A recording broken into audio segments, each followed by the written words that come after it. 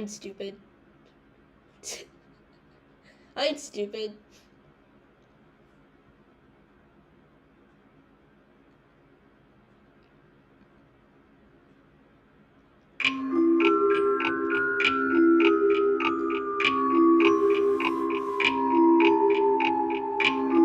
Okay, let's start.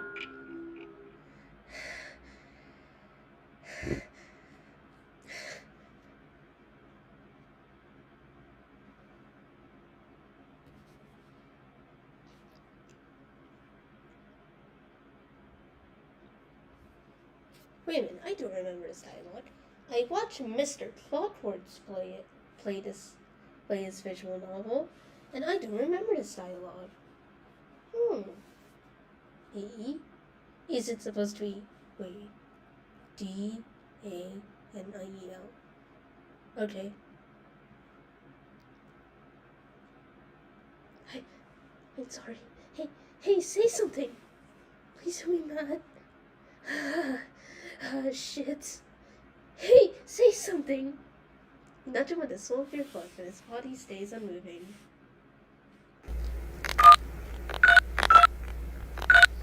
Let me know if this is too loud, by the way.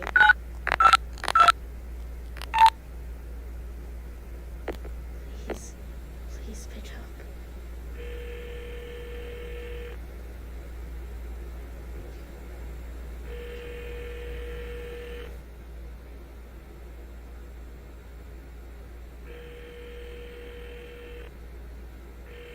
Oh. I need Ollie. Please.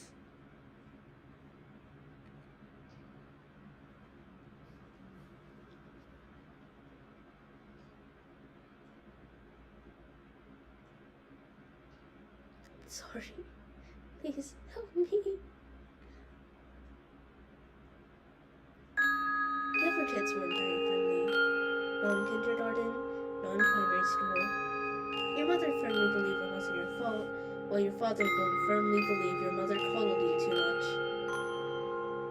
While all the others and their teachers celebrated the joyous occasion of starting 4th grade, you were being introduced as a kid who didn't quite make the cut. The reading problem did resolve itself, as your parents had hoped. It's when your previous class seemed to be indifferent to your not-so-sudden disappearance, seeing you during grade once again, but eventually and inevitably drifted away from you.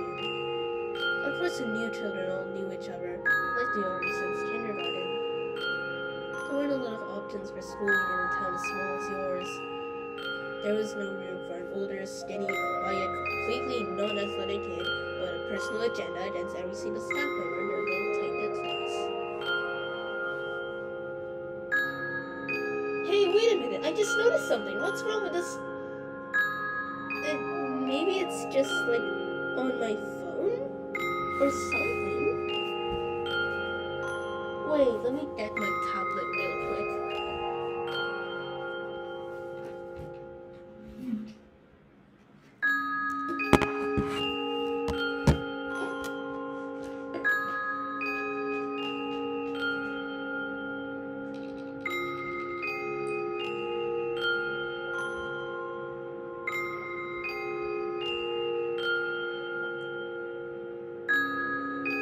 What the hell?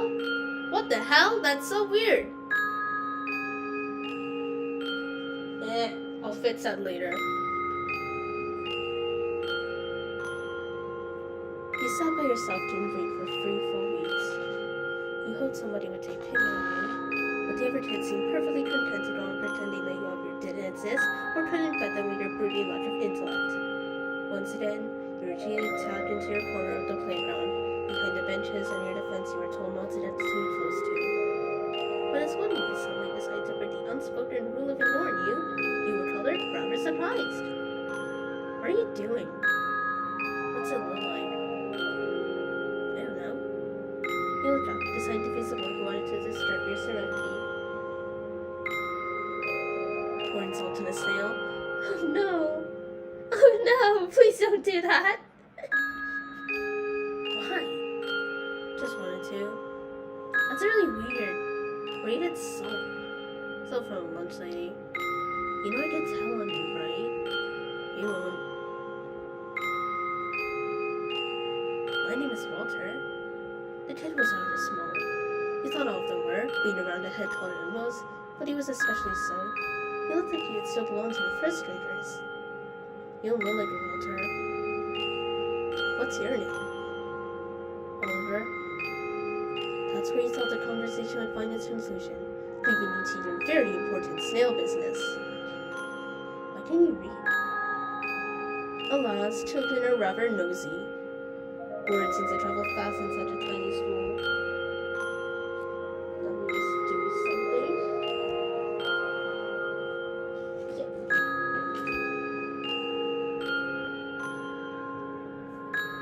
I can. It's not very good. But if I help you practice and in return you pretend to be my friend, why would I do that? The boy, Walter, shrugged. He can't have any friends in class either, you guessed. He was a little weird. Never taught much, despite always knowing the answer to every one of your teacher's questions. In break, he usually sat near the teachers and made them pause their lunch in order to entertain him or read books. That alone made you want to avoid him. Your mom would be happy if you said you made a friend. You could already hear her swooning to your father how her prayers have finally been answered. Fine, why not? Oh no! And so Walter sat next to you, a disgusting expression on his face as he watched his nails shrivel and writhe under the salt, the water draining out of its body. Soon enough, the school bell rang. One of the teachers scoured the playground to round up any dallying kids. You and Walter would sit there, watching the little creature become lifeless till the teacher would find you and slowly come inside. You had wondered why Walter didn't like to see it. He still continued to watch. At the age of 9 years old, he learned that in order for the others to be nice to you, you had to be nice to them first. When you enter high school, you realize that's bullshit.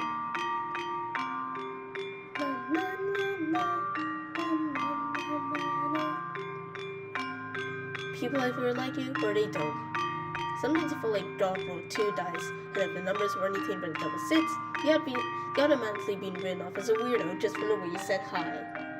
The chances didn't feel very fair now. But this time things weren't as bad as the first time around. At least Walter was still in your class, graciously letting you copy most of its test answers in return for a can of soda. Oh, my tongue's weird. Your classmates also thought it was sort of pathetic to believe someone 2 years older than them were too busy with themselves. And as embarrassing as it may be, it was a relief. Most days were fine, calm, cloudless. I'm sorry I twist up my words so often. I'm not good at reading aloud. I can read in silence just fine, but if I read aloud, I always mix everything up. Sorry about that. The sky is blue, the sun burns hot. You doze up in class, eat your lunch at an empty table, picking the most edible looking things out of the slosh they serve. I know, right? I know, it literally looks like slosh.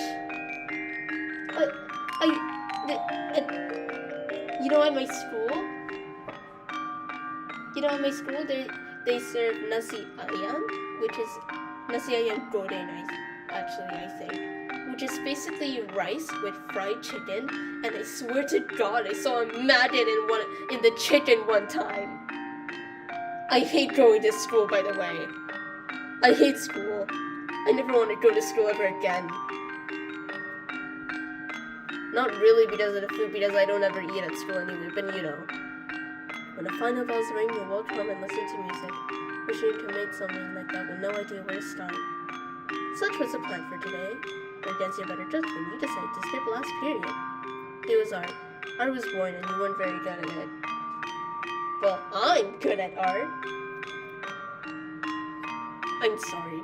It was frustrating. You waited in the bathroom stalls for class to start. After about 5 minutes, you left. No one was in the halls by then, and you could easily wait until your teacher's radar.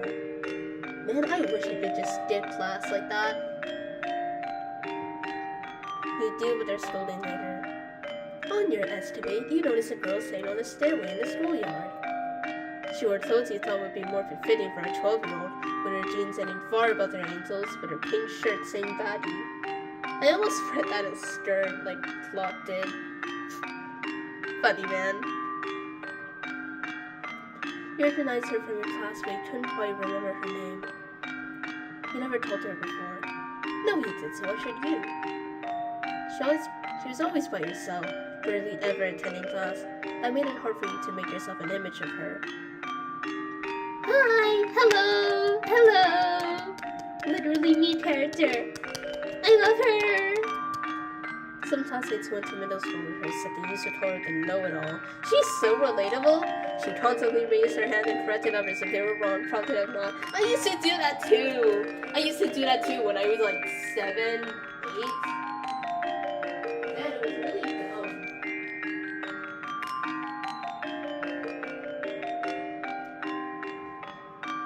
I used to think I was so smart. I said, oh, it's not called, Earth is not the fourth planet. It's actually the first. Shut up! Don't learn that! Anyway, this wasn't told to you directly, of course, but you had a very trusty inside source who made sure to infiltrate all the school's important social circles. Walter was definitely more popular than he was in elementary school and middle school combined, which was sort of intimidating. The people you heard that from must have been the same people who now continued to throw paper balls at her head and shove her around in the cafeteria. Earlier this junior year, somebody tripped her and she fell face first, and a full tray clattered on the floor, making the cafeteria quiet down for a whole 3 seconds as embarrassment washed over her. The food was spilled everywhere. The tiled floor, her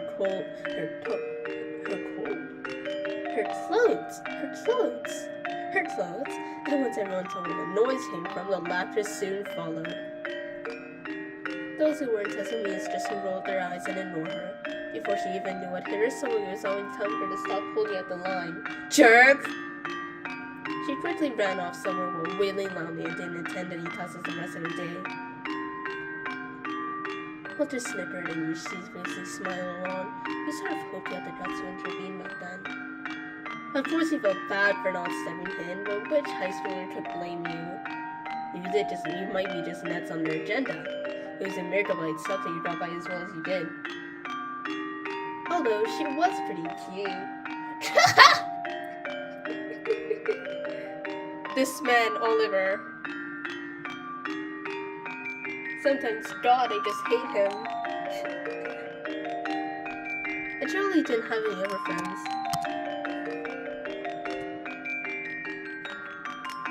Maybe she'd appreciate it. If you're honest, you didn't give much of a shit about the others thought of you anyway. Walter would have your back if anyone dared to throw something at you for sure. With your courage gathered, you decided to take a leap of faith. It wasn't out of pity, no, more like compassion. The girl might as well have been you, hadn't it been for Walter. Are you stripping as well? She blinked at you, looking a tad tongue-struck that you spoke the conversation. No, I'm doing homework. The girl said as she was pointing at her pen at her notebook. It had lots of little sketches in it. No shit, I'm skipping. The girl hissed viciously, and as quickly as she turned to you, she turned around again. Well, that was uncalled for. You contemplate sitting on the stairs since work, but know when you're not wanted. Some people simply prefer to be left alone here soon. There's probably nothing personal. Without further ado, you put down your backpack and kneel down. Once you unzip it, you pull out your cassette player. Wait a minute, I should probably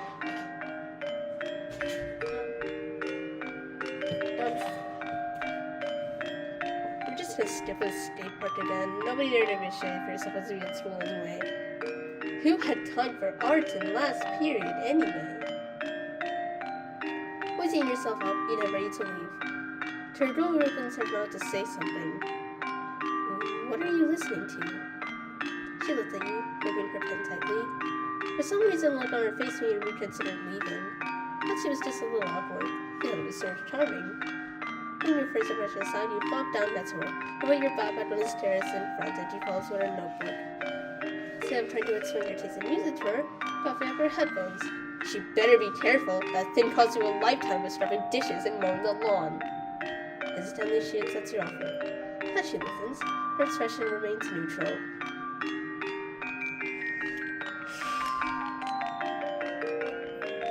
Oh, of course her expression remained neutral.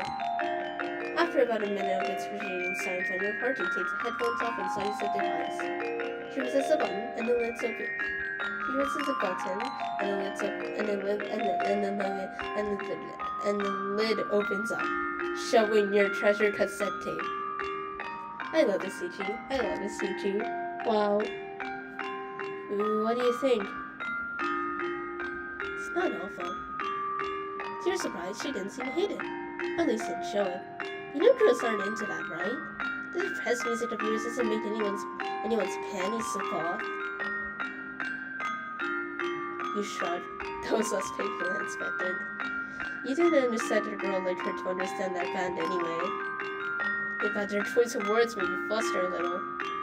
Girls don't into me for a lot of reasons, so my music will make any things worse. How so? Try being a girl to your house when you hear your dad preach in church every Sunday and your mom's glued to her couch in front of a wine glass.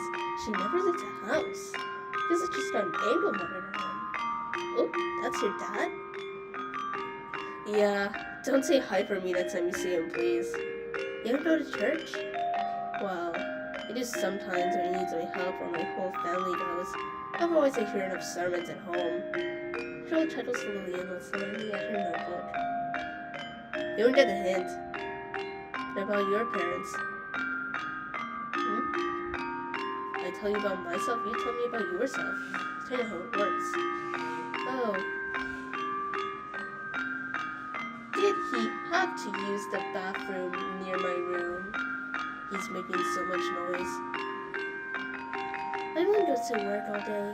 And my dad, I don't know very well yet. What do you mean? It's not my real dad, just my mom's new boyfriend.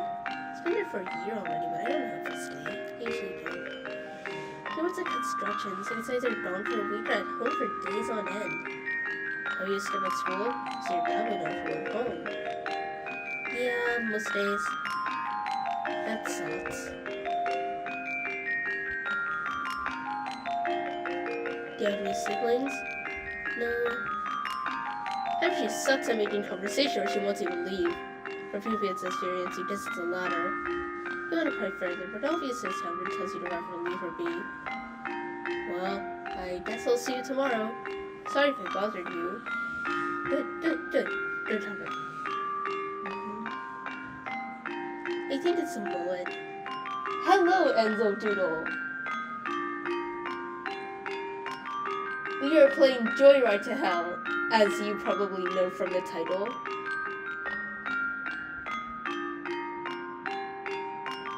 I feel like I should say something after that, but I forgot what I was going to say. I think it's a mullet.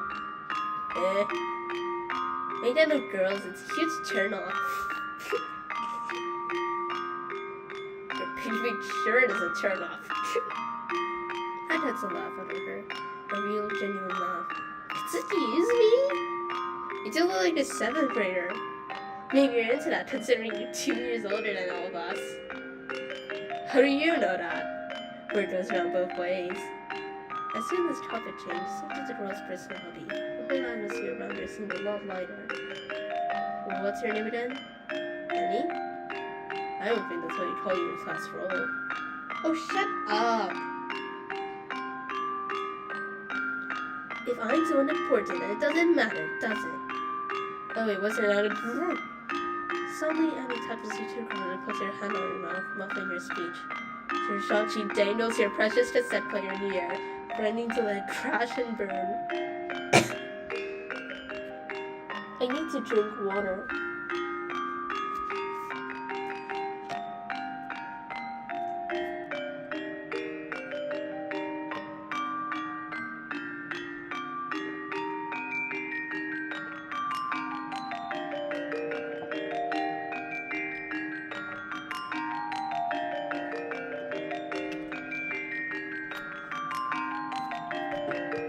You suffer repeatedly, pleading for mercy. As a smirk fingers on her face, she finally decides to release you of your torture and finally lets you go. That grows for fierce than you thought. Yeesh, I yield. I'm sorry. To whom? I'm sorry, Annie. When satisfied, she does love you, dusting herself off. She has sister's hand to you, saying the dirt goodness comes up as she did herself mere minutes ago.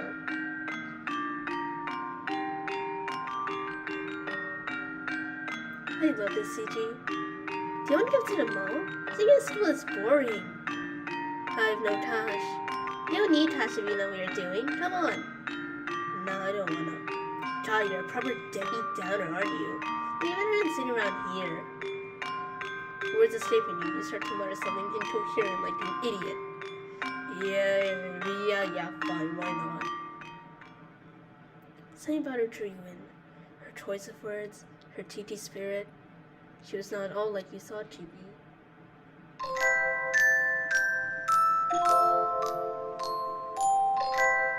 I have been looking for this music all over Dova Syndrome for my visual novel because I can't. You know what? Never mind. After about half a year, Annie asked you to be her boyfriend. He hadn't really thought about that before, seeing Annie as more of an additional, mildly annoying little sister. Time spent with Annie was time that consists of dumb jokes, risky endeavors, and the joy of flunking quizzes together. You didn't want to lose all that by rejecting her. So you went to lobbies? Sure, why not? Every guy wanted to have a girlfriend. Now you can say you had one too. Don't!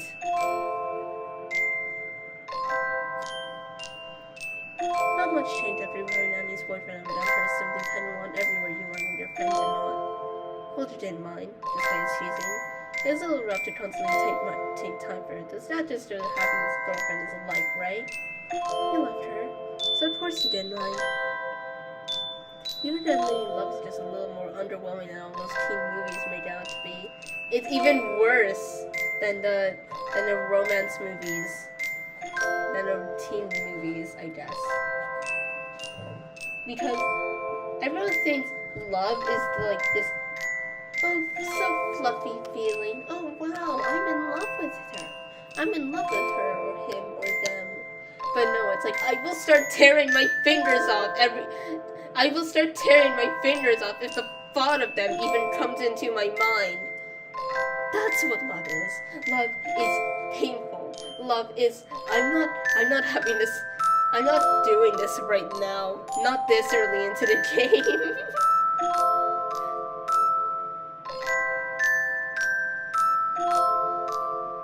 You figured out Navy Love is just a little more underwhelming than all those teen movies made it out to be. You tried to help Annie make friends, but she had a way that pushed most people away. Every girl's like Annie, even less than the boys. She was a cute girl with long, flowy hair, bright eyes, and a thin, slender body. You were sure your classmates didn't think any differently.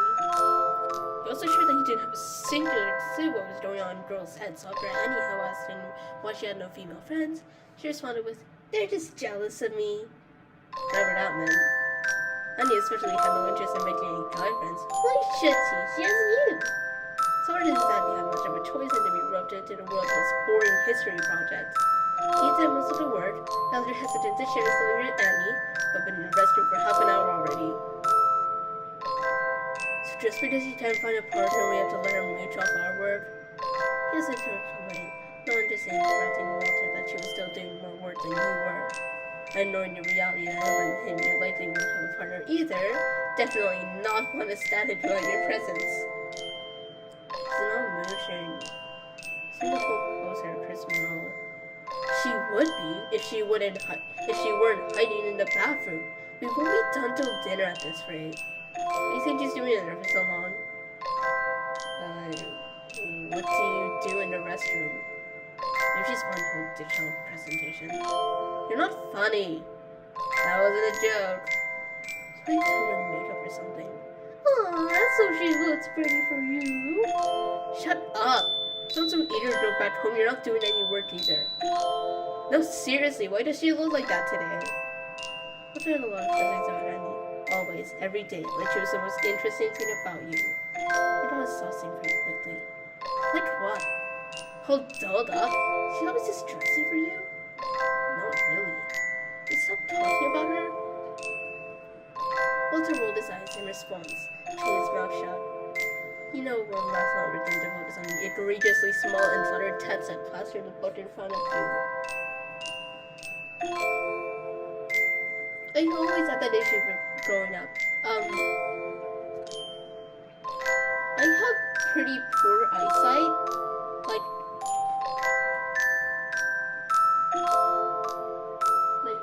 I can't. One time when I was like 8.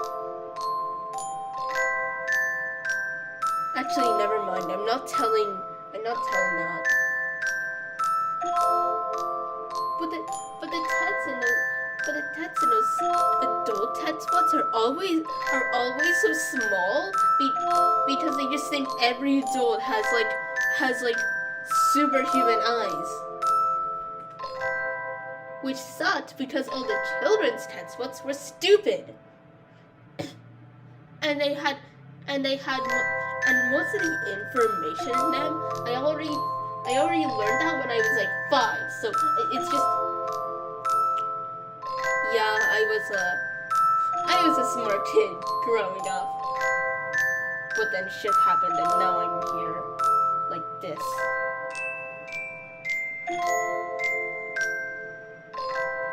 Anyway, it seemed like one large chunk of word nonsense, and you had no idea how Walter could filter anything important out of that. The man in question flicked his pen and his tongue at the same time. He doesn't even...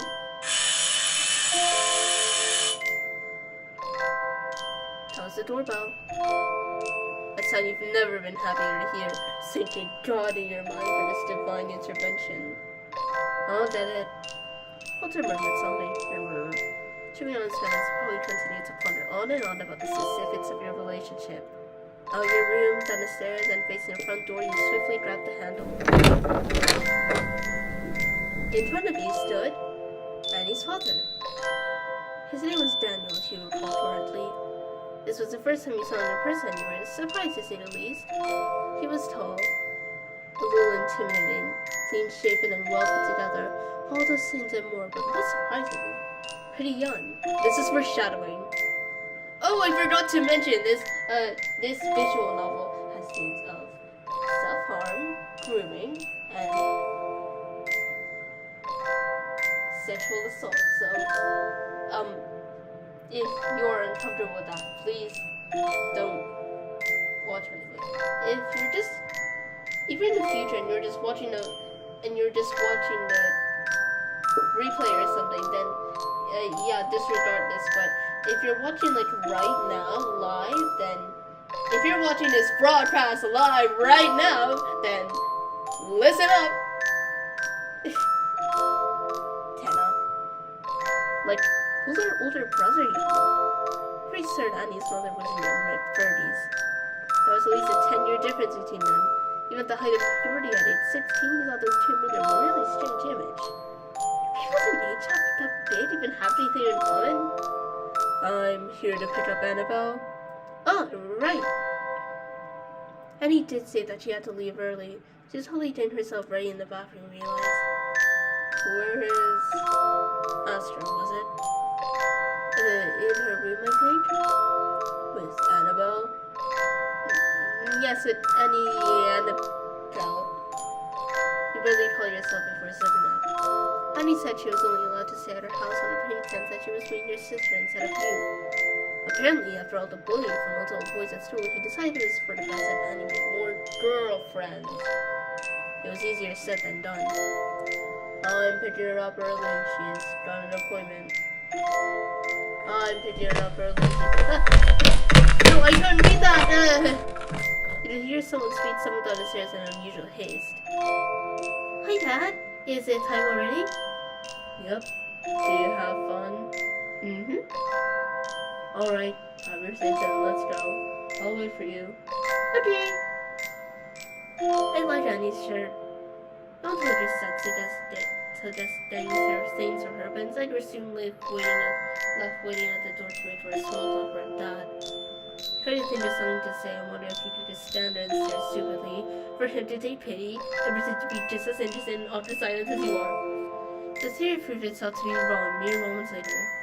Your father is a pastor at church, isn't he? Oh, yes, he is. Good work he does. Honest work. Honest pay for honest work. I don't know where's that from. I listen to him every Sunday. Pray for me, will you? I will. Although I'm not sure I've seen you there before. Not one for church. Oh, well. As you were busy cutting up a line in your head, an amused cough escaped from the man facing you. It's fine. I was not your age either. It's all a bother, isn't it? I guess so. Edward felt like half an eternity and comes out downstairs. Papa and Hannah are ready to leave. I'm here, let's go! At the sight of her dad turned around and made his way to his shiny red car. What's your appointment? Just, blood work. With that, she went after him and tried a cheeky smile over his shoulder, laughing something along the lines of thank you. After his fair incident, you've seen Annie and her mother did not bring you fear for the worst, saying they'd argue just about any minute now, going into the car having a screaming match. But that wasn't the case. She walked up to him to hug him. Hugging him was like a friend I hadn't seen in weeks. Darcy thought it was just a little weird, only he slowed herself that train of thought. As he does your father prefer to show us up in a form of lectures, doesn't mean it should be that way. You should be happy they got along. And he looked at him with an expression he couldn't quite pinpoint. Her eyes listened with admiration. She was smiling, seemed happy. Red tinge of innocent curls. Tuck that's lower now, only tilting further from your line of sight until all you can see is top of her head leaning into him. You bite the inside of your cheek. Turn on and sweaty under your hand and a few were glued to the doorstep. Only one step separated from her as you continued to walk with him. You weren't sure what had been waiting. She sat open the car door and for her hand she saved herself only to find a little good fat perch on the footwell of the car.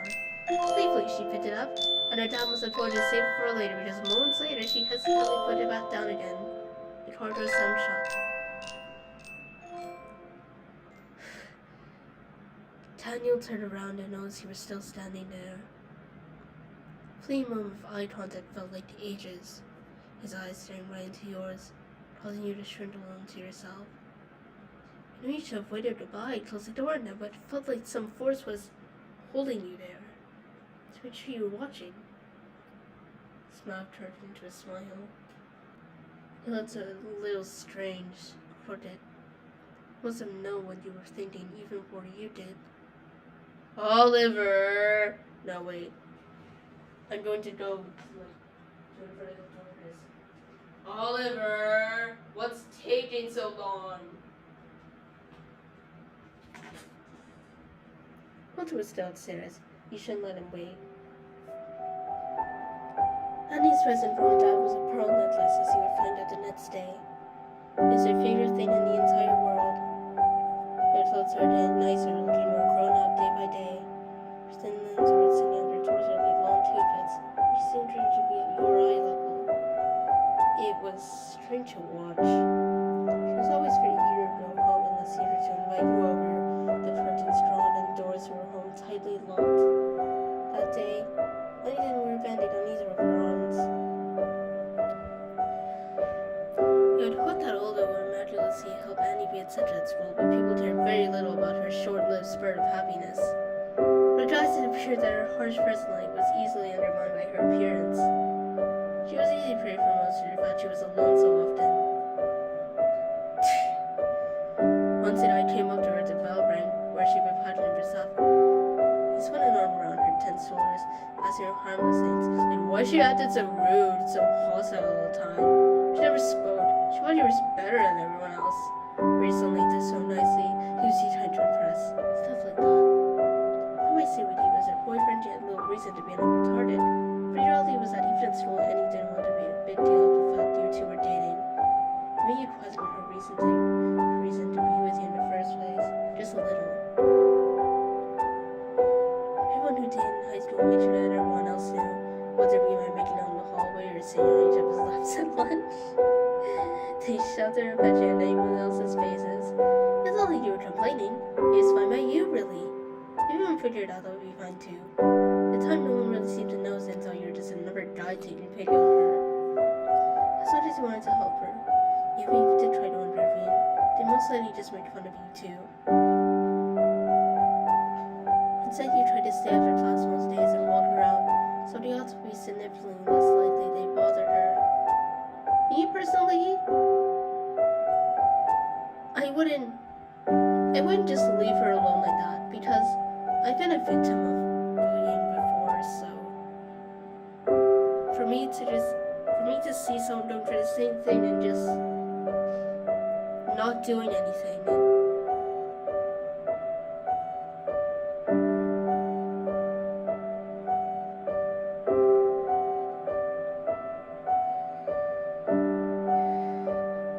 Anyway, and say you try to stay after class most days and walk her out, so the odds would be significantly less likely they bother her. It wasn't always possible. While Annie may not have had other friends, it's not like that other lines in math to be her personal bodyguard 5 days a week. She didn't handle herself, it was just a bit of teasing. Shut up!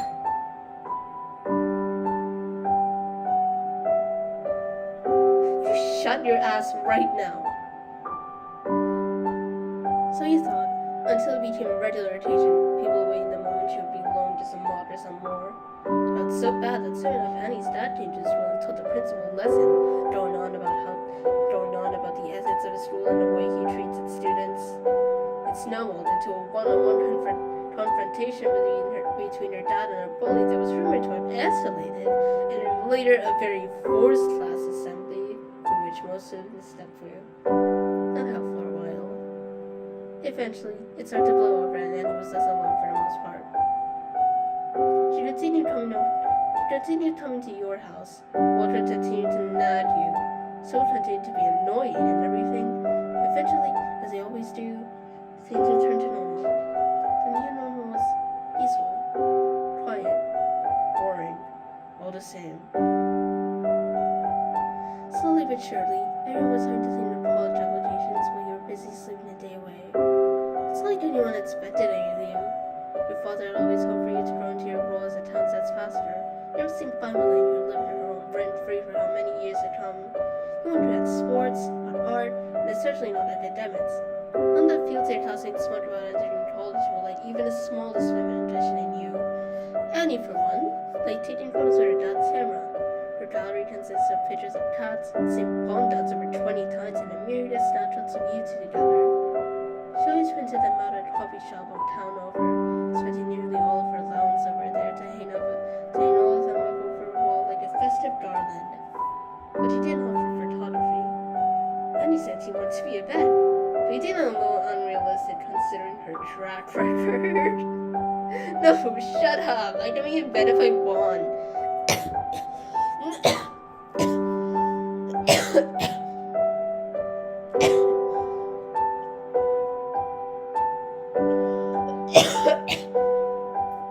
Walter said he wanted to be a doctor, but if that's what he actually wanted to do was up for interpretation. Due to your lack of general interest in just about anything this planet had to offer, things weren't looking very bright. Music, maybe? You often thought about picking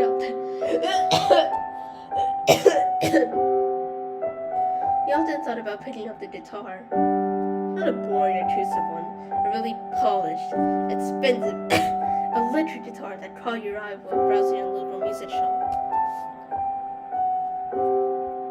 It always hung at the same spot on the wall, and you go into it every week as if it would suddenly disappear. Which is highly unlikely unless someone as wealthy as Walter suddenly gained an immense interest in starting a trash garage band. If he did, you not have thought twice about seeing your parents save to splurge on what he had deemed to be the coolest thing your century had to offer. Today it hung there too, still in its shiny, glorious black alongside a hefty price tag. Annie had noticed her staring from 3 aisles away and laughed. You want a guitar again? Seriously? It still looks cool. Yeah, right. Stop staring at it. You'll never buy it. He shrugged. Annie was always with his true down her ideas. said she was being honest, realistic. I hate those types of people. The people who just the people who just fucking insult you and then say, "Oh, they're brutally honest." I hate those types of people. Ew, ew.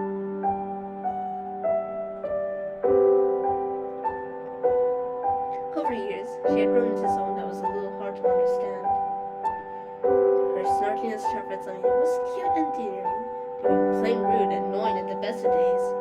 He did that to you mostly. This is who she is. It would if it wouldn't cost me an arm and a leg. What's the point? You don't have that for a week anyway. It's just not like that. You say that, but you always do. It's a waste of money, believe me. You barely read as is. How are you gonna read music? You can barely read it.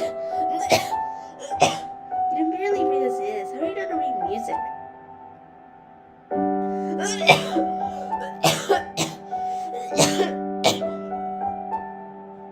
As much as you want to laugh at any stupid remarks,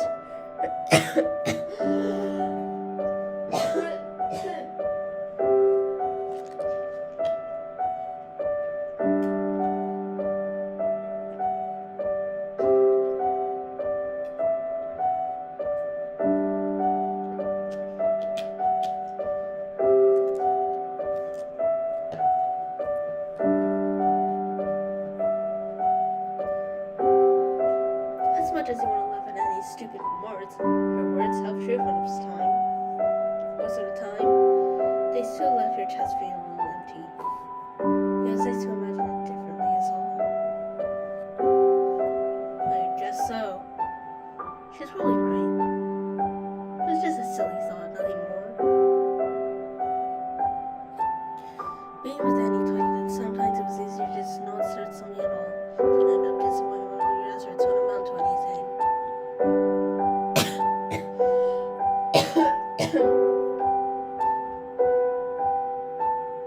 You'd hardly be disappointed if you never even try. The seasons change alongside Annie bit by bit. They did so exactly 6 times before it became palpable that something was wrong. Your last summer holidays were the longest 2 months of your life. 2 weeks you're on vacation with your parents in a country that was way too hot and sunny for your taste. For the rest of it, Annie practically camped at your house. However, the incident of her dad showing up at school, the peace was short-lived. People just find new reasons, new ways to be cruel, less threats, less impulse to your face, and a hand on your shoulder. Whispers and looks. No one likes a girl who needs a scene. You want to go out and get something to eat? Not really. You're not hungry. You never eat much either. If you're feeling down, why don't we go to the mall? No, last time we went to Lee's, the cosmetic place took me out. It's going there anyway.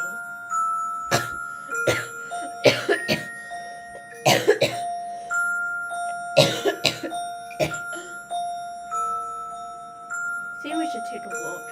Or maybe... Maybe borrows my dad's car to drive around. No, your bed's too comfortable. You really want to go, do you? Holly, do you want to go to the movies? I don't wanna. There isn't anything good running. Let's stay home. Okay. I feel better it's just me and you anyway. How she managed to convince her dad to let her out of his sight for so long, you had no idea.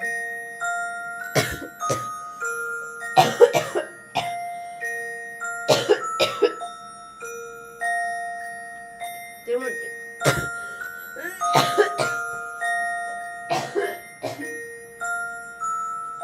Oh, wait a minute. Let me just...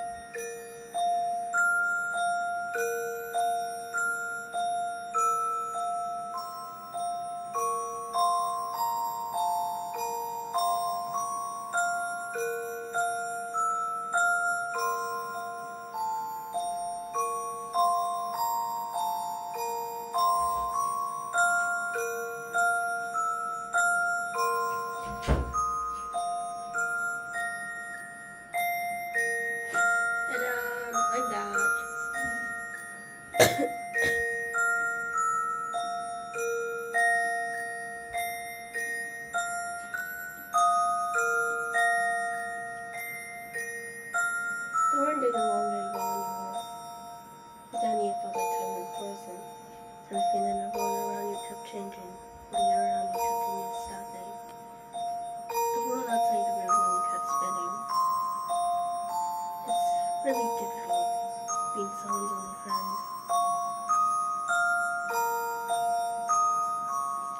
There you are, I've been waiting. Hi, Annie. Why do you look so down? Something up? Listen, I'm sorry, but I can't take you home today. Why? Cousin called me earlier and really needs my help with something. I didn't still come along. She likes me. I didn't help. I think she wants to spend time with just me. You know, you're over so often I don't get to do much with her anymore. Oh, I'm sorry.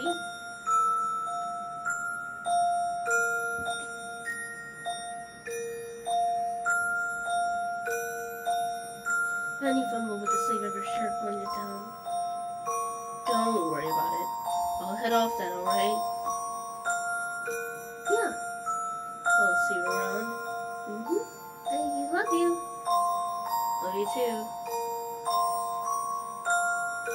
How's Annie? She's fine. She looked quite bummed. I wonder why. Be quiet, I feel bad enough. What do you say this time, Annie went home that day alone. And the day after, and the following one. Sorry you don't feel good today. I can't today. I'm at Walter's place. Sorry I have to help Dad. How about tomorrow? Sometimes you just want time to yourself. To watch the stuff you like. To do the things you like. Alone. Without someone in your head who made you feel like all you could do was sit and watch as your bedroom walls caved in. It was difficult to always sit to her needs whenever and wherever she needed. You were the only one for her to confide in. She had no one else to go to. Her and her dad used to be as close as me. It won't be out of this world so soon that she don't burden her with her worries from time to time, right? Maybe the way you went about it wasn't the best, but doesn't everyone make mistakes? You didn't want to hurt her. Nonetheless, Annie didn't seem to take it too well after some time. Hey, I'm really sorry about how we left things. I didn't mean to yell at you.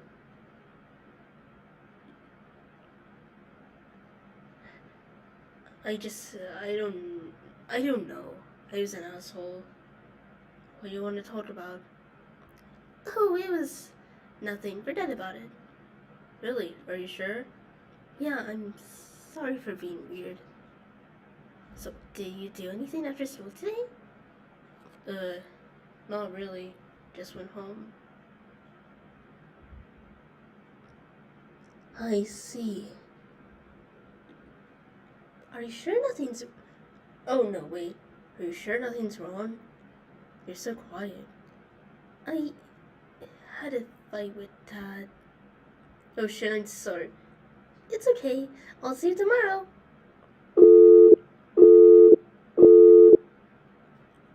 You didn't mean for that to happen.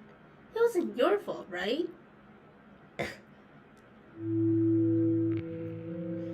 The second pillow in your bed became more of a bother than anything. A waste of space. Still, you never laid on it. Still smelled a bit like her. Tube attached to throw it to you to incite you to keep it. If you remember the jokes you'd be laughing at yourself about now. You open your eyes and lowered a sigh, unable to fall asleep even after hours of trying. It was sort of dinner time now, so it was no use to torture yourself any further. Obviously, your thoughts didn't want to be drowned out by sleep. Surely we would talk up for dinner soon. You were running out of excuses not to eat anything. Close your eyes.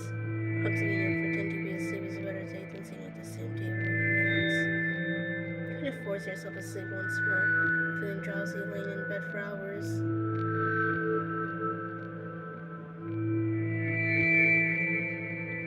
Your limbs are presently weightless as you approach the threshold of slumber. And your thoughts like a butt to defense the last month. Nope! Open your eyes, sitting up. your vision blurring and gulping for air as you fight to stay conscious. Look around for a glass of water. Your mom's taking the dishes when you were out earlier. Great. Now you had to go down after all. And you had no good excuse to skip dinner anymore. Your day was going fantastic. A loud noise scares you out of your pity party, sound vibrating in your skull. You frown as you frantically search under your pillow looking for the source of your blight. While your phone is free to see what's calling you, but as your eyes adjust, the call drops and goes to the mailbox. Strange, seeing as you didn't call anyone in the past weeks and nobody contacted you either, much to your dismay. You stare at the bright screen and notice your phone is battery is barely hanging on to its last life. You move, groaning as you look for your charger in your nightstand. When suddenly a knocking at home for your room. You haven't said to your mom to store in and no waiting for an answer. I hate when they do that. When you knock, you're asking if you can come in, not saying you'll come in. Then, if you're just going to come in without waiting for an answer, then knocking on the door is pointless! But she didn't. Only now you realize you should answer.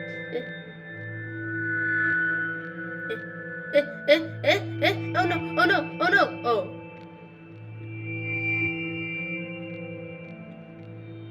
Yeah. No, wait. Oh no, wait. Yeah.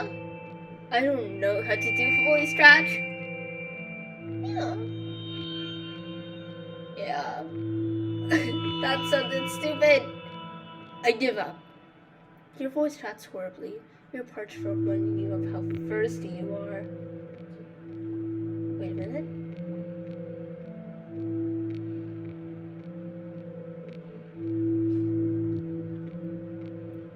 Suddenly the door cracked open, and a black-haired ginger girl gingerly slipped in your room. Ginger girl?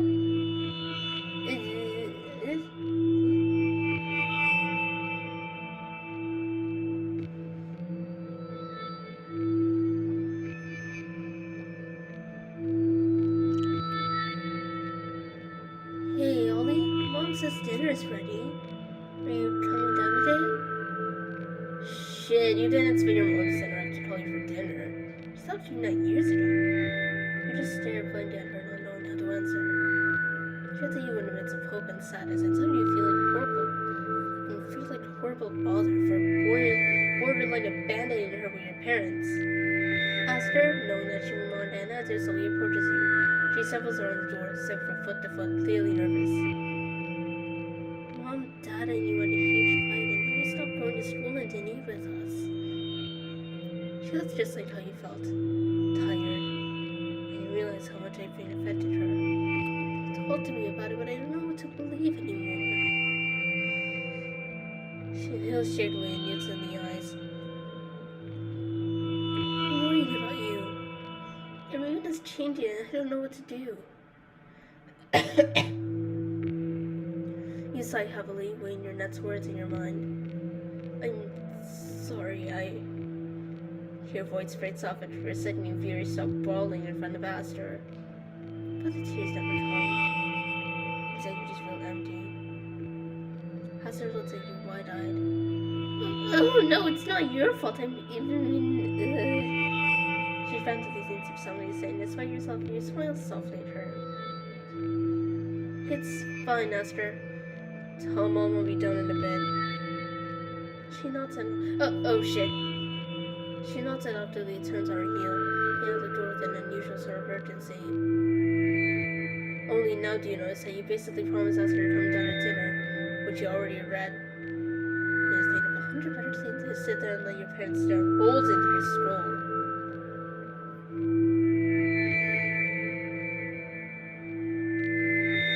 So instead of facing the issue at hand, you decide to do the logical thing and lay down 5 more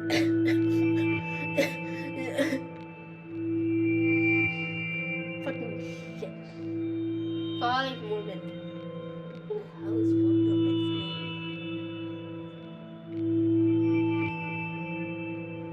The app market. Of course.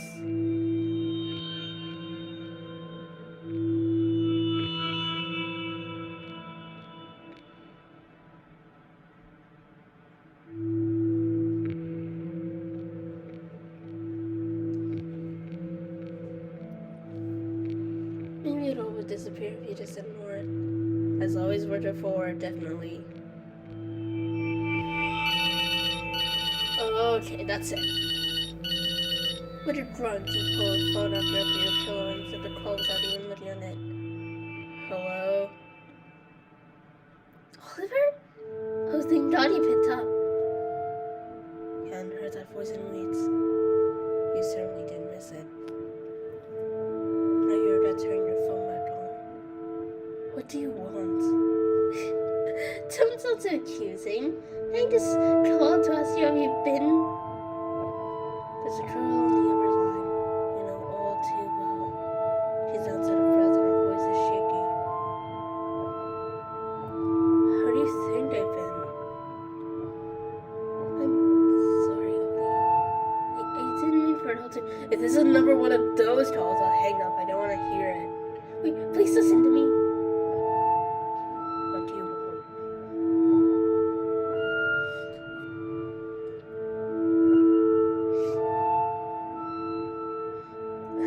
I need to meet with you now. What? Where's this coming from? Please, I'll be there in 10 minutes. Her voice drops again. It almost sounds like she's been crying. Despite your initial annoyance, worry turns up your stomach. Annie, is everything okay? The light is still not dead. What's that about?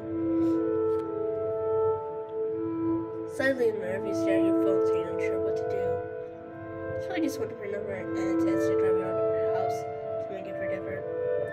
Annie did this all the time, especially during the last weeks. But again, Annie always had a habit of becoming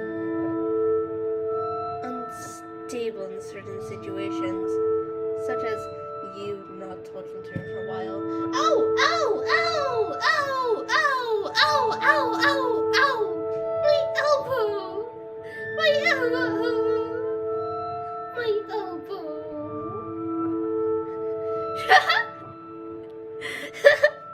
Not now!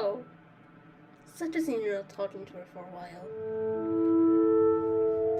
It was a risk you were well aware of, but your anger towards her blind any kind of compassion towards her. Are you too harsh? No, she deserved it. And you can't stop thinking about the call. It gnaws at you to know you'll give in to her again. But if something happened to her, you know you'll never forgive yourself. You felt the covers off yourself and started taking the dress. You wish up putting on pants, you slip on something on the floor. A t-shirt reminding you that you haven't changed yours in... Well, the details don't matter.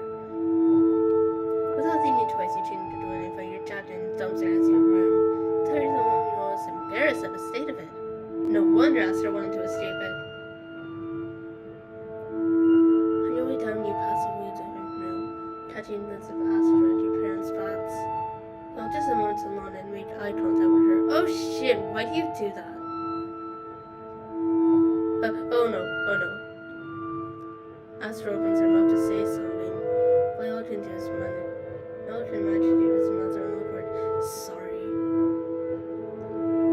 I know you really wish you could curl up and die from shame. But as always, there's no time for that.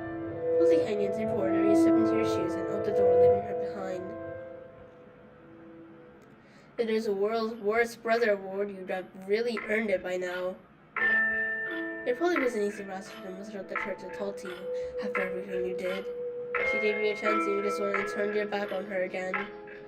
Letting her deal with the wide range of emotions your parents would feel once they noticed you weren't coming down yet again. She doesn't hate you already, she surely does now. And if not, she really should. You know you do. There was a certain sense of urgency behind that phone call. Don't just ignore it. Maybe Annie's in trouble. She also not is. She just needed a place to stay tonight, and you're generously opening your bedroom door as you always did. She won't even complain about the mess. Comforting yourself without thought, you looked out the window for the silhouette of a girl. Think about it, should I plan to walk here? What do you mean by 10 minutes? And he's almost practically at the other end of town. You sat up by yourself, you completely ignore the tall girl up to you. A girl sits out of bed and looks around herself. Ollie! You have your head around and surprised you didn't breathe with a warm blood making you stumble back. Oh, I miss you. I miss you. Hey, yeah. I miss you too, Annie. Once out her back brief, you frozen place. It's never shampoo. The feeling of her face in the front of your neck. It's also familiar yet foreign at the same time. Push her off yourself. In turn, she backs off and will take her back. What did she expect? Oh, thank you for meeting me. Putting her closer, she looks like a mess. Her clothes quickly thrown on, her makeup smudged, parts of her hair tangled. But she doesn't look much different from yourself right now. It's almost a bit comforting to know that she's been just as awful as you. So, what is it? Do you want to come in? Penny shakes her head, motioning to the car behind her. Right, the car, an Oldsmobile Delta. Funny, considering Annie doesn't own a car. Jump in! Isn't this your dad's car? I'm just borrowing, it's fine. The keys on your hip chain as you touch you by your sleeve, pushing you towards the car. Where are we going? It's a secret. He seemed in quite a hurry, but you don't budge. What's going on?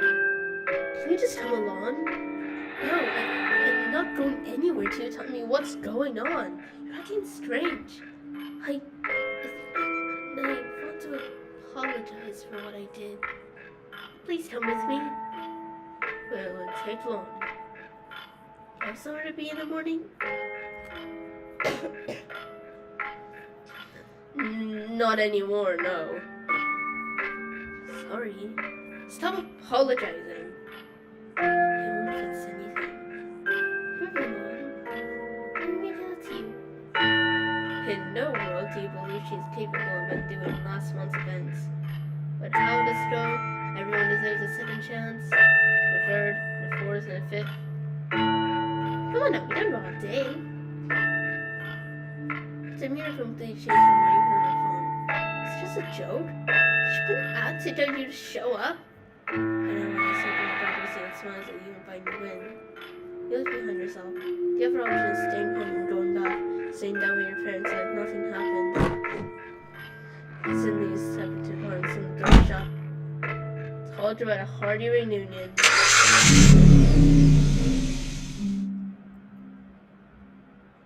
You look through the window, squinting and trying to see for the fog that spread over the road.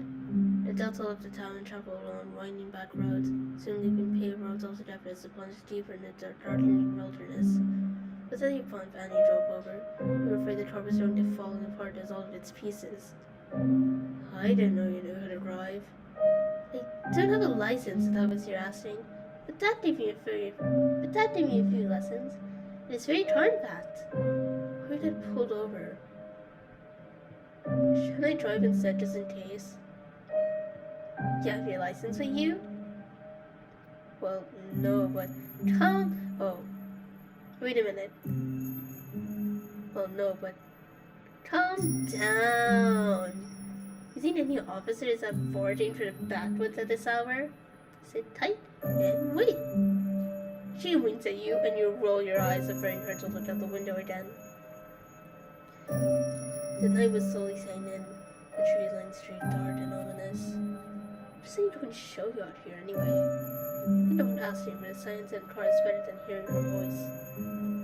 So, I haven't seen you at school lately. It's really boring to sit by myself at lunch, you know. You sigh, aggravated. She never really took me to the room, and neither did she stand being silent. Is it? I wonder whose fault it is I can't show my face here anymore. Annie returns, smiles stiffly. Eyes peeled on the road, her knuckles white with how tightly she holds a wheel. You squint your eyes at her. She is feeling bad, you can tell, but you have no pity for her. The opposite, rubbing into your face, was vindictive. The silence stretches between the two of you, thick and awkward. You feel how a nod at her, but she doesn't dare open her mouth again. But it took a great time you decided to have mercy on Annie after all, and open the conversation again. So, is your mom in town? She never lets you out of the car. Annie almost puts her head around to talk to you, but remembers you have her eyes on the road. Oh, right! Mom was on holiday with colleagues or something. You don't want to go with her? You're not Annie's mom for no interest in sending a family vacation with her, but since you were apparently asking such obvious, useless questions, you might as well contribute. It's that sweet off. I'm gonna stay home with it. If she did, I'm very good. Don't worry, we're fine. Things are good. And you reply as if reading your mind. Well, if she says so. Stand her from the side, knowing how Annie is wearing her pearl necklace, and I am she only reserved for dates. Only then you can ignore the blotches of red and purple on her neck, peeking through the pearls even in the darkness. I noticed these! I noticed these! The second the CG showed up, I noticed these. I was like, oh, there's something weird on Annie's neck.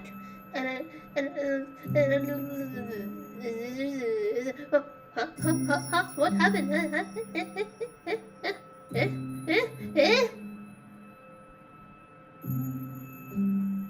Oh.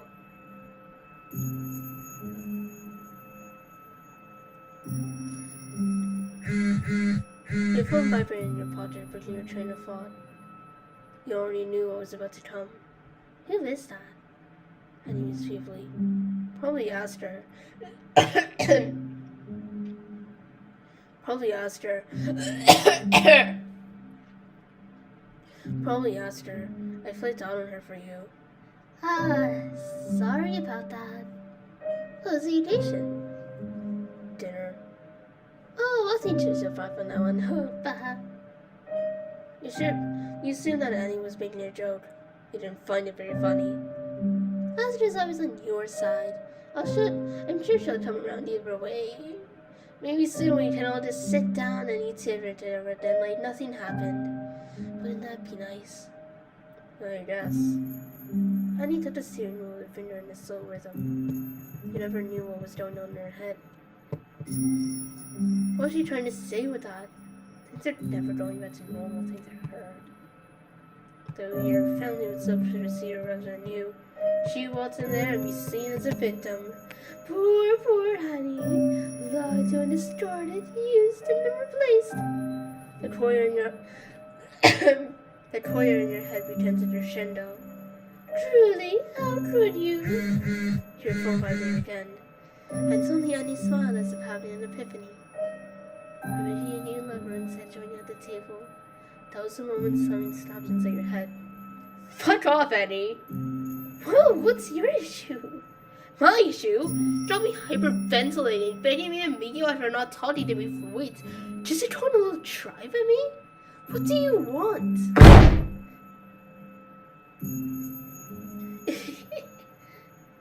The Delta's tiles streamed on the dirt as Annie slammed her heels down on the brake pedal.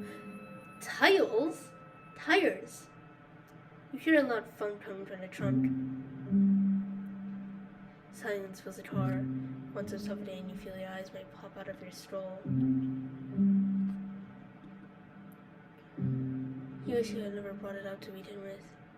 Sheesh. She's just making jokes. Scared the shit out of me. Something happened. Should have known better. You always do this. I need gulped uncomfortably. I'm sorry, Ollie. Ever since, I haven't been feeling like myself. I've been lonely. All you can never dim commands. I told you time and time again. She did. In fact, Annie apologized so much that you became sick of hearing her voice. All of them were hollow anyway. She only said sorry because you were annoying her. Shut up! Still, her words stung a little. Yeah, you felt a little bad after all. Not bad enough to say anything, though. So you never wanted to see me again. You don't hate me, do you? She can't say you meant such you can't quite pinpoint. I assume it's guilt. Maybe just wish it were. I'm just upset. I didn't mean to yell. It's okay. Thank you for fearing. I knew I can always count on you. Don't take it for granted. I don't. I really am sorry for what happened. I don't want to talk about it. You have your head around the sudden noise. It came from behind the car. It sounded really close. What was that? Hey, how about we take a break here? Annie picks up a bat from the footwell and sets out with the car without awaiting a response. That's not much of a choice you follow. The stop was in the middle of nowhere, no sign of another soul here. It was mildly unsettling. The cold air surrounds you and you grab your jacket tighter. You glance over to Annie, who was wearing nothing but a flimsy satin top. Judging by your attire, you could almost guess she had a certain motive for this trip in mind. Never mind that, that's not important right now. Are you not cold? I'm fine. She's obviously lying. She shivers as he speaks, but fortunately for her, you're not feeling very chivalrous. Ah! No, don't say that. Don't say that. Don't say that. Don't say that. I'm going to kill you, Oliver. Okay then. What's there show me out here? Trees? Honey looks around disoriented as if the endless suburban was all for her an answer. It's you unnerved. Sort of quiet. But now you would be happy she truly did all this to suppress you up against a tree and just stays will make out with you. Just because to eliminate all the other scenarios. Again, that noise.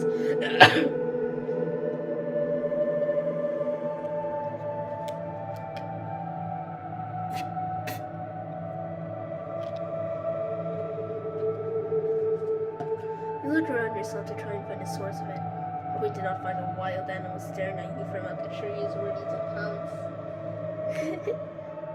Presently, under the darkness staring back at you. The metal sounds are still there, something twiddling, only the sound getting louder, banging and clanging and rattling. You listen enough, you instantly muffled something alive.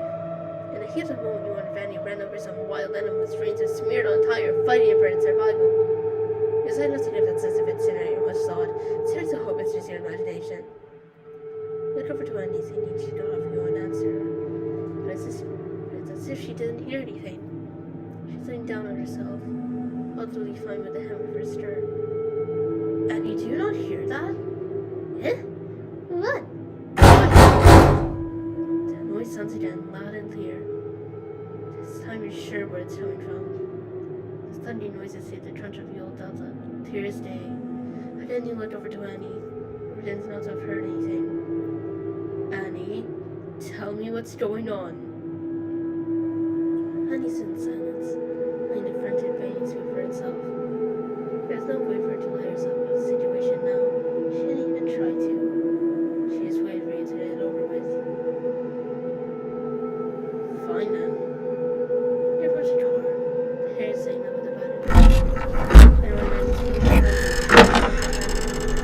floats in motion. The telltale's road strength. Plus that trunk that stood open. The wind howled. Over to the prisoner tried to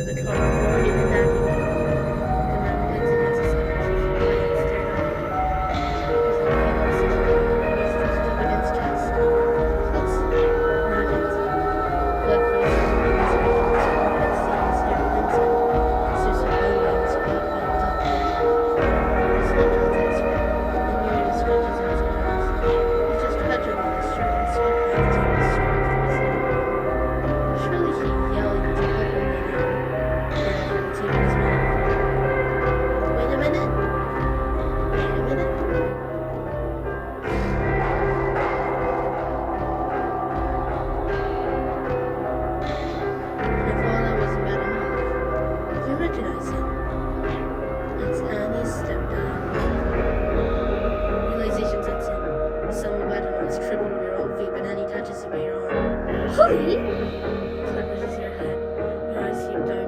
Back to her forehead. No, his car. What the fuck? What the fuck? What the fuck? What the fuck? What the fuck? What the fuck? What the fuck? His looks at her feet. Running to the river. Unable to go What the fuck? Holly, calm down. What the hell happened? I don't know. I don't remember. What do you mean? He's barely alive. He just ran so fast and shit, and how with God's name did he end up in front of the car? I didn't know what else to do.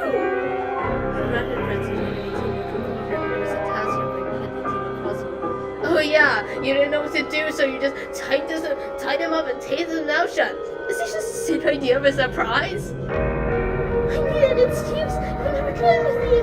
If I knew there was your dad in the trunk, what? No, I wouldn't have.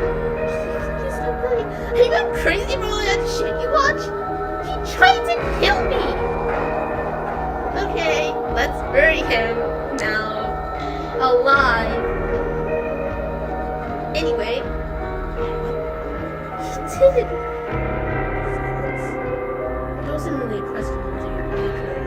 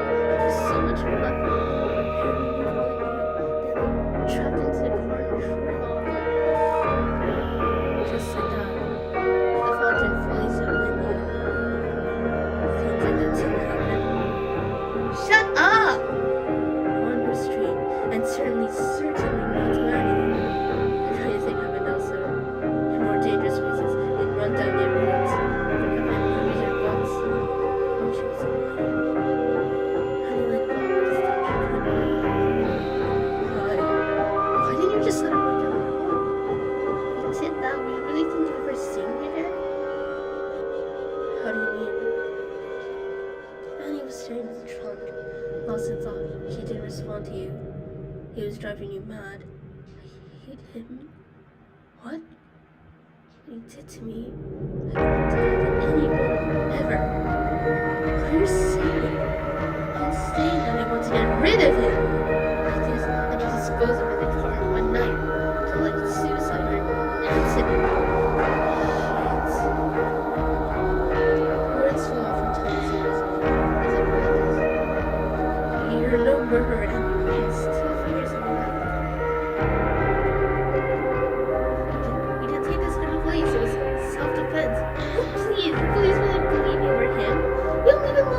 Believe me.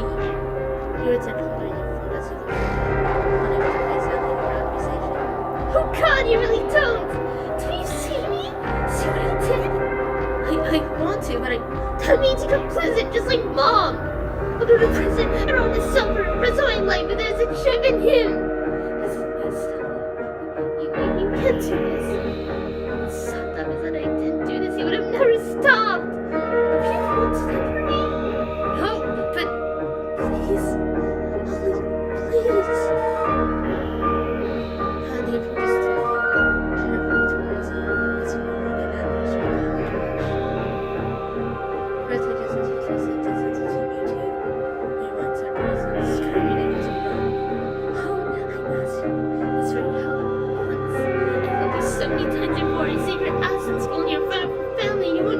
for me. This is not comparable. I never asked you to be my partner in crime.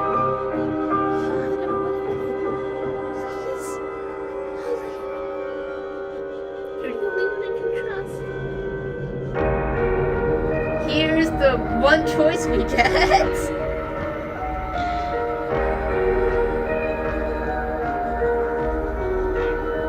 And we're ending another cliffhanger, folks. If you really want to see what happens,